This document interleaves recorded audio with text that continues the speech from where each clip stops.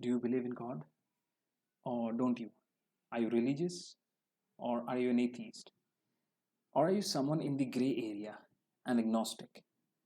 These questions you may try to ask yourself or even ask the people around you or your friends.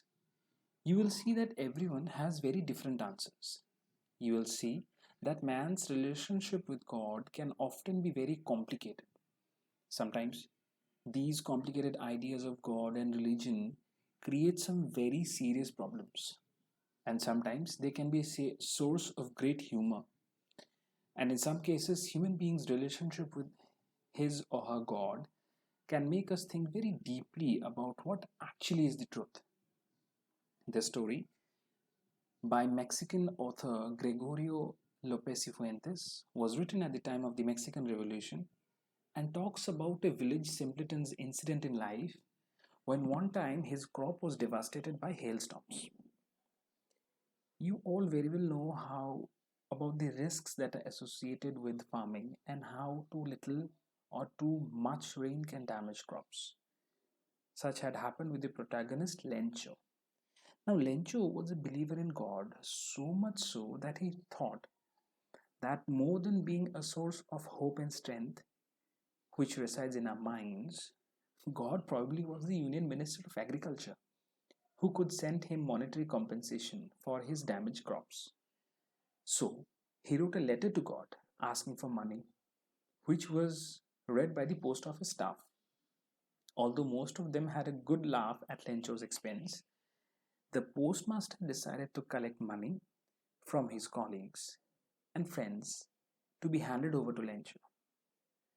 Do note this that the postmaster did never reveal that it was he himself who arranged the money, only to preserve Lencho's innocence.